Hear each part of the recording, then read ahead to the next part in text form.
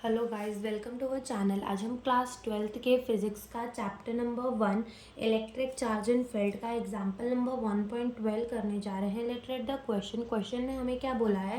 An early model for an atom considered it to have a positively charged point nucleus of charge Z surrounded by a uniform density of negative charge up to a radius r. The atom as a whole is neutral. For this model, what is the electric field at the distance r from the nucleus? तो देखो, सबसे पहले तो हमें क्या दिया है, हमें बोला एक अर्ली मॉडल है एटम का, Thompson model of an atom, ठीक है, उसकी तरह ही है। तो वहाँ क्या कह रहा है कि जो न्यूक्लियस है, दिस इज अ न्यूक्लियस, तो न्यूक्लियस के अंदर कितना चार्ज है, जेडी चार्ज है, पॉजिटिव चार्ज है। और ठीक है, और यहाँ पर जो है हमारा क्या है, यहाँ पर पूरा नेगेटिव चार्ज जो है वो इवनली डिस्ट्रीब्यूटेड है, ठीक है, वो हर जगह बराबर से फैला हुआ है। हमको बोला है the uniform density of the negative charge, ठीक है, यूनिफॉर्म डेंसिटी है negative charge up to the radius R, यानी कि आर रेडियस तक यहाँ पर नेगेटिव चार्ज जो है उसको अच्छे से फैलाया हुआ है, ठीक है।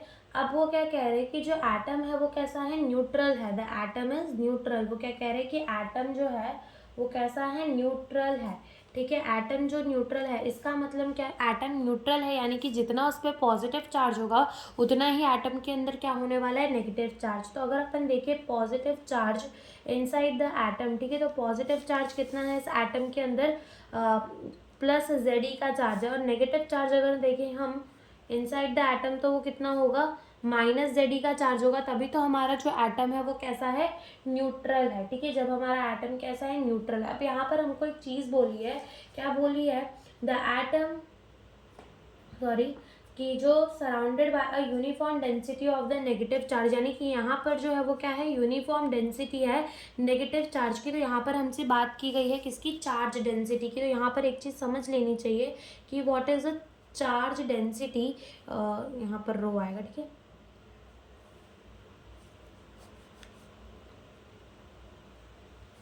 ठीक है, तो हमारी चार्ज डेंसिटी क्या होती है, जैसे अगर अपन डेंसिटी की बात करें तो डेंसिटी कैसे निकाला जाता है, मास अपॉन में वॉल्यूम कर।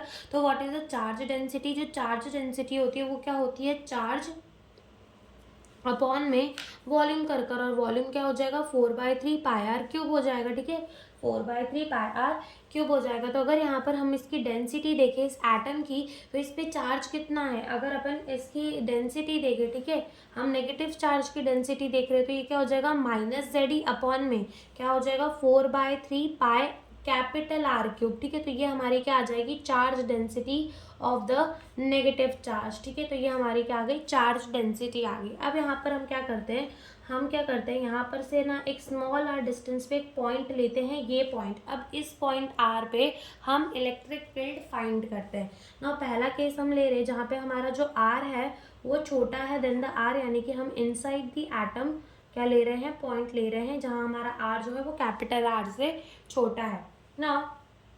According to the Gauss law के हिसाब से फ्लक्स क्या होता था, फ्लक्स होता था Q by epsilon not, Q inside, ठीक है, चार्ज इनसाइड कितना है, अपॉन में एप्सिलॉन नॉट। अब हम इस पॉइंट R पे से क्या निकाल रहे हैं, इलेक्ट्रिक फील्ड निकाल रहे हैं। तो यहाँ पर हम क्या बना लेते हैं, गॉसियन सरफेस बना देते हैं, एक गॉसियन सरफेस बना देते हैं। तो ये जो होगा वो हमारा क्या हो जाएगा, एक गॉसियन सरफेस हो जाएगा, ठीक है, ये हमारा क्या हो जाएगा, एक गॉसियन सरफेस हो जाएगा, है ना।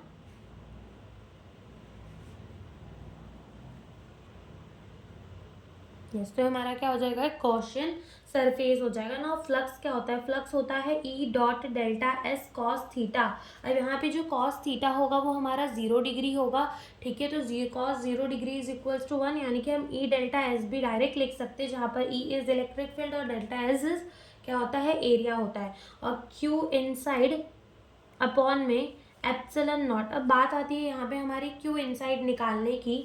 क्यू इनसाइड निकालना, यहाँ पर क्या होता है, क्यू इनसाइड का मतलब क्या, net charge inside the Gaussian surface. इस गॉसियन सरफेस के अंदर नेट चार्ज कितना है हमें वो बताना है। अगर हम यहाँ से पूरा देखते तो यहाँ पर नेट चार्ज कितना होता है, 0 होता है, बिकॉज एटम कैसा है, न्यूट्रल है। बट यहाँ पर हमने क्या लिया है, नेगेटिव चार्ज को आधा लिया है, यानी कि आधा ही एटम लिया है। तो यहाँ पर जो ओवरऑल चार्ज होगा वो कैसा होगा, पॉजिटिव होगा, बिकॉज पॉजिटिव पूरा लिया है, नेगेटिव को यहाँ पर आधा कर दिया गया है, ठीक है। तो हमें यहाँ क्या निकालना है, क्यू इनसाइड निकालना है। क्यू इनसाइड हम क्या है, क्यू इनसाइड का मतलब क्या कि नेट चार्ज इनसाइड द हमें गॉसियन सरफेस निकालना है, ठीक है। Q inside is equals to positive charge plus negative charge. अब पॉजिटिव चार्ज तो हमें पता है कितना है एटम के अंदर, जेड है।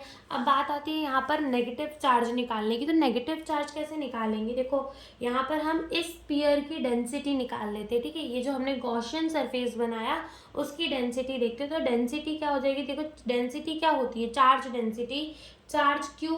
तो ये क्यू को अपन क्या मान लेते हैं कि यही हमारा क्या है, नेगेटिव चार्ज है। क्यू ही हमारा क्या है, नेगेटिव चार्ज है, ठीक है।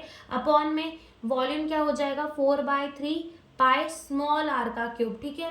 अब हमें डेंसिटी पता ही है क्या है, देखो है ना। तो यहाँ पे डेंसिटी पुट कर देते हैं -ZE अपॉन में 4/3 pi R cube is equals to Q upon में 4/3 पाई स्मॉल आर क्यूब। और 4/3 पाई 4/3 पाई जो है वो कैंसिल हो जाएंगे, और यहाँ पर जो हमारा क्यू है वो क्या आ जाएगा, क्यू जो है वो आ जाएगा हमारा -ZE अपॉन में आर क्यूब, और यहाँ का जो स्मॉल आर क्यूब है वो ऊपर मल्टीप्लाई हो जाएगा। यानी कि हमारा नेगेटिव चार्ज कितना आया, हमारा नेगेटिव चार्ज जो है वो आया कितना, -ZE आर क्यूब अपॉन में कैपिटल आर क्यूब। तो यहाँ पुट कर देते कितना आया हमारा negative charge, -ZE small R cube upon में कैपिटल आर क्यूब जितना आया।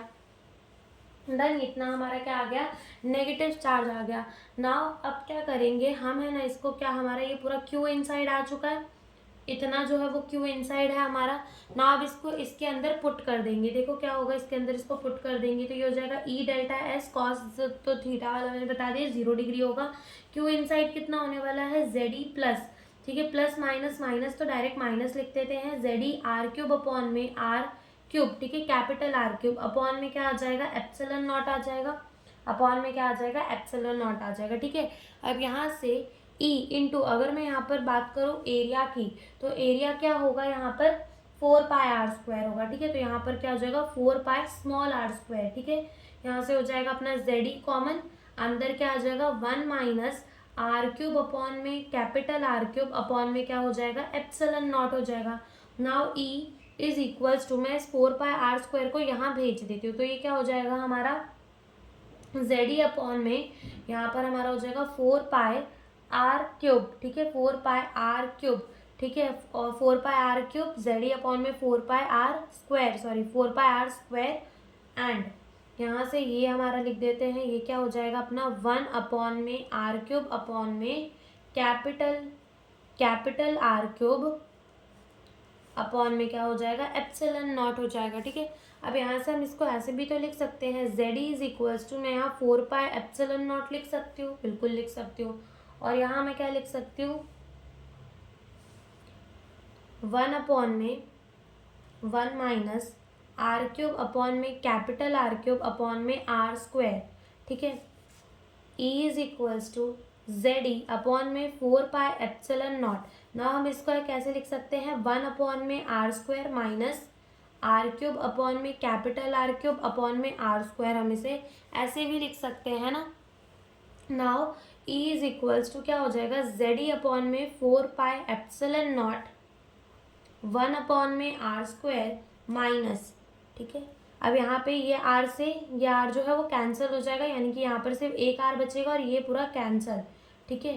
तो यहाँ से क्या हो जाएगा, आर अपॉन में आर क्यूब हो जाएगा। तो ये जो है हमारी इलेक्ट्रिक फील्ड आ गई, ठीक है, ये हमारी इलेक्ट्रिक फील्ड आ चुकी है। ये कैसी होगी, रेडियली आउटवर्ड होगी, ओके। यहाँ पर हमने सबसे पहले क्या किया, हमने बोला कि जो एटम है वो कैसा है, न्यूट्रल है, पॉजिटिव चार्ज ZE और नेगेटिव चार्ज कितना है, -ZE है, ठीक है। फिर हमने स्मॉल r डिस्टेंस ले लिया, यहाँ पर हमने इमेजिनरी गॉसियन सरफेस बना लिया, गॉसियन सरफेस बना लिया। देन हमने क्या बोला कि जो फ्लक्स होता है वो क्या होता है, E dot delta S cos theta और क्यू इनसाइड अपॉन में एप्सिलॉन नॉट। देन हमने क्यू इनसाइड निकाला, पॉजिटिव चार्ज नेगेटिव चार्ज कितना होगा, पॉजिटिव ZE था, नेगेटिव हमने ऐसे निकाला नेगेटिव चार्ज को, देन पुट कर दिया एन अपॉन में एप्सिलॉन नॉट इधर पुट कर दिया। देन उसके बाद क्या किया, यहाँ पर बस हमने फॉर्मूला मतलब जो हमारी वैल्यूज़ है वो रखते गए, और यहाँ पर हम जैसे कि यहाँ पर 1/r² और इसके r² अलग अलग लिख दिए, इनको माइनस में कर कर, एंड यहाँ से क्या हो गया, ये हमारा क्या आ गया, इलेक्ट्रिक फील्ड आ गया inside the sphere.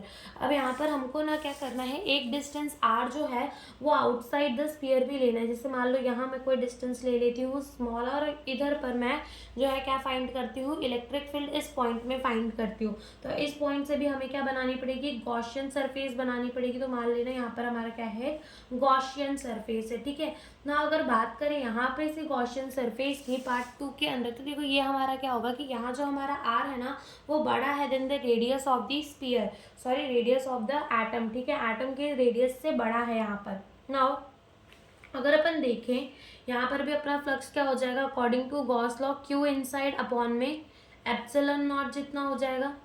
Q inside क्या होगा, E dot delta S cos theta is equals to Q inside upon में एप्सिलॉन नॉट जितना हो जाएगा ना। यहाँ पर जो हमारा क्यू इनसाइड है, यहाँ पर एटम तो हमारा कैसा है, न्यूट्रल, और ये सब इसके अंदर ही आ रहा है, ठीक है। तो यहाँ पर जो हमारा क्यू इनसाइड है वो क्या हो जाएगा, ज़ीरो हो जाएगा, ठीक है। क्यू इनसाइड ज़ीरो हो जाएगा तो जो हमारा यहाँ पर अपॉन में एप्सिलॉन नॉट, ठीक है, और यहाँ से electric field into delta S cos, तो 0 डिग्री होने वाला है, and cos 0 degree is equals to 1 and it is 4πr²। यहाँ भेजेंगे तो सब 0 आ जाएगा और इलेक्ट्रिक फील्ड हमारी कितनी आ जाएगी, 0 आ जाएगी। तो यही हमसे इस क्वेश्चन में पूछा था। Thank you for watching the video.